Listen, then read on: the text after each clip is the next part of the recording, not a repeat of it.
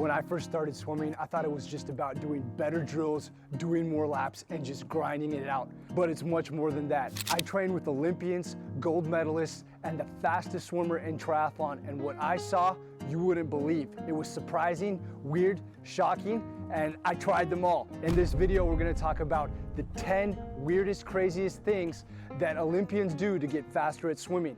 Maybe by the end, you'll wanna try them too. Let's dive in.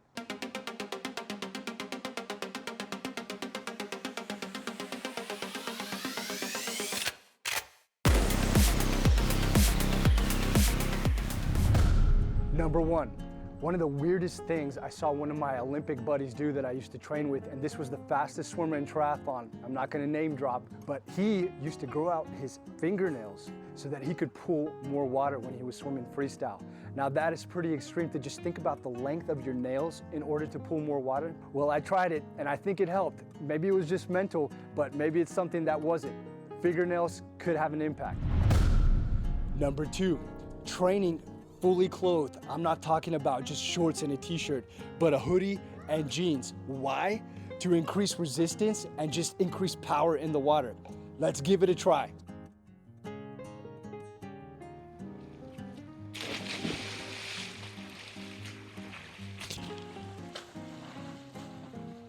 I personally saw these guys doing 20 times 100 just like this. Can you imagine?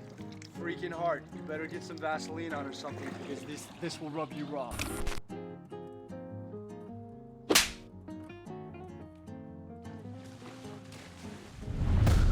Number three, I actually saw this personally firsthand. I was at the start of a race before the World Series, and there was a competitor, and he was a very well-known one, an Olympian.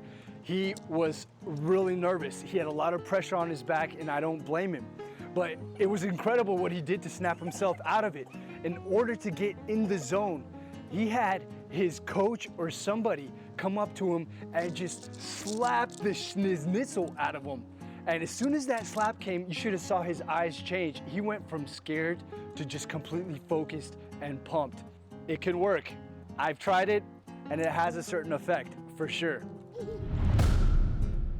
Back when I was on a training camp about 10 years ago in New Zealand, before bed, my training partner, who was an Olympian, he would give himself this white substance to help boost his recovery. At first I was like, man, what is this guy doping? But I got closer and I saw what he was putting in his drink was waxy maize, which is basically just ground up cornstarch. It was super condensed, super high in carb. And by doing that, he was replenishing all his glycogen stores. And the next day, he just felt like a new man. I started doing it, and I tell you what, it has a huge effect. Try it, waxy maize before bed.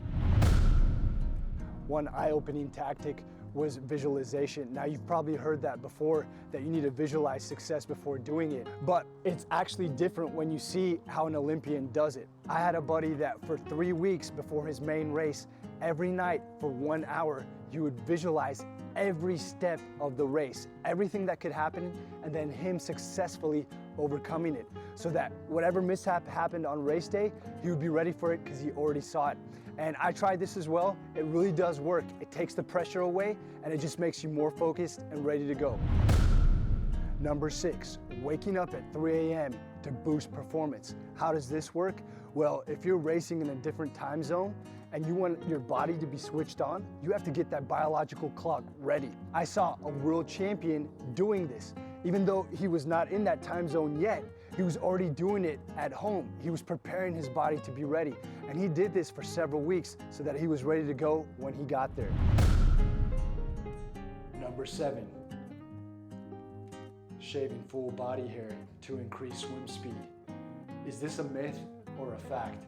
Well, I can tell you with 100% certainty that this is definitely a fact.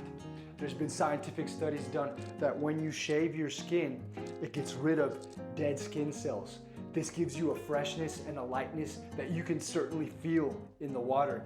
It makes you feel more buoyant and just quicker. It might be mental, but the studies also show that it's giving you a few percentages in your swim speed. Give it a try, it really works.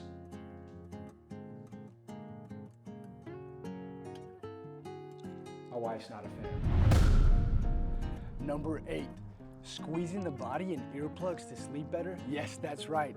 I knew guys that in order to get deeper sleep, they would sleep with earplugs, of course put on a mask to cover their eyes, and then have their whole body covered in compression.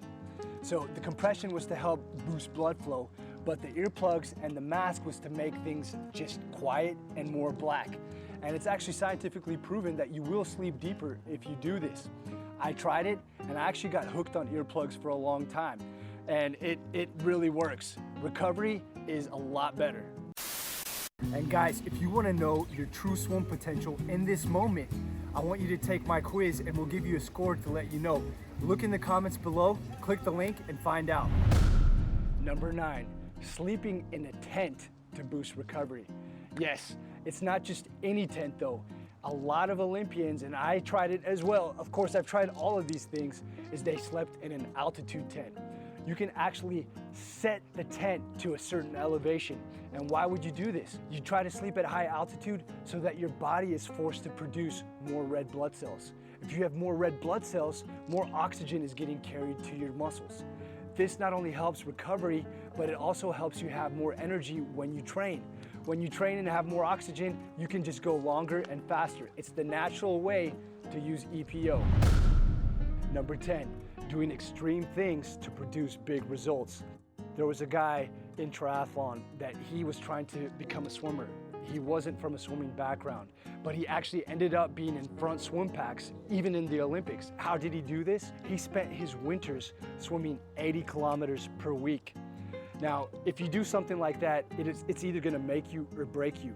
But if you do it in such a way that you can handle it, there's no option but for it to produce results. So big things, if your body can handle it, can do big stuff in the water. Those 10 things that Olympians do are quirky for sure. Some work, some maybe not so much. But let's look at some things that the greatest Olympian of all time, Michael Phelps, does that actually help improve freestyle speed. It's pretty simple. Check it out.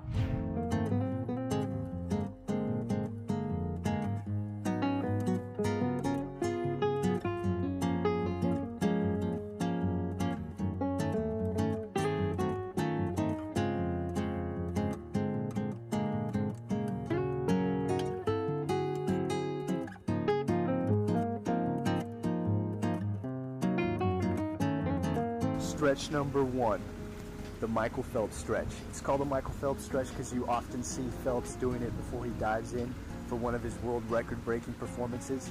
This stretch alleviates the shoulders, loosens them up so that you can get maximum pull with your stroke.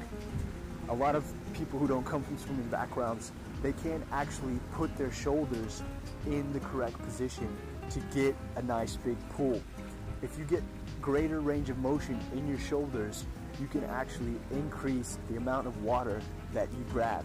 So if you look at me right now, if I stick my arm in right here, and if my shoulder's stiff and I can't stretch it out further, I can only pull from right here.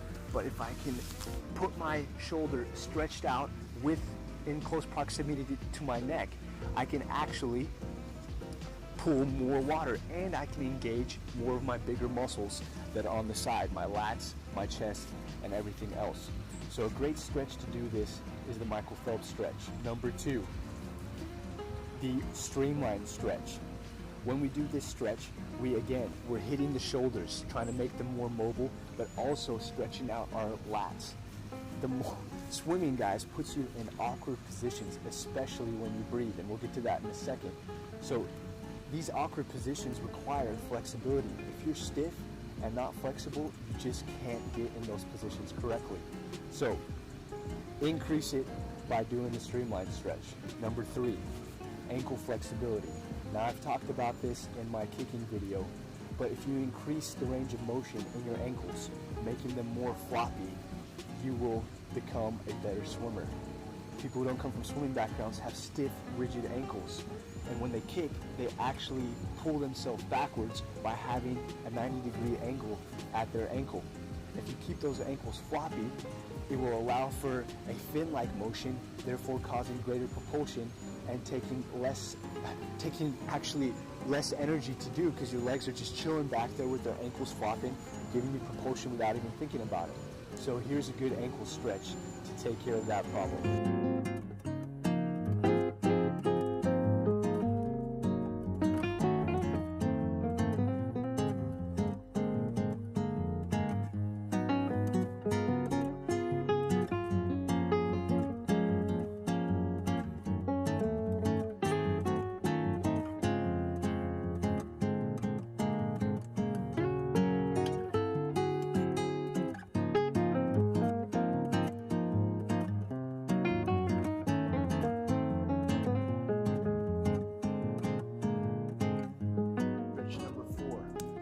neck rolls.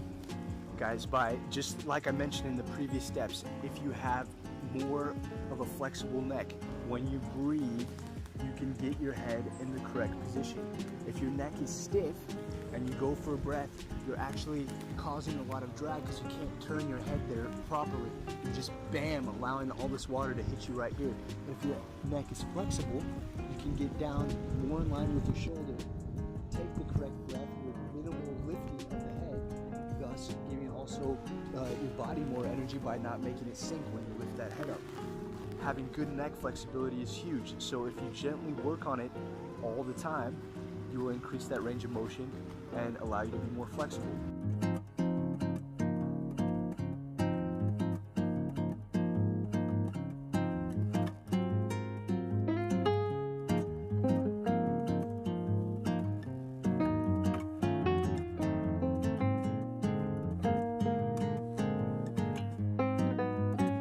These are simple stretches, but they can have a huge impact on your swimming. Don't neglect them. I spend about 5 to 10 minutes before I go to bed every night doing all of these stretches to make sure I'm loose and limber and to keep my swimming positioning right where I want it to be. A lot of those things are just downright weird, but there's a reason those Olympians do them, because they actually work. I tried them all, and I personally think, except for a couple, that they can really help you. Give them a try and let me know if you do any of these right now already. If you're interested in knowing how to swim faster the more conventional way, but effective way, check out this video. And until next time, I'm Lukas Siska. Take care.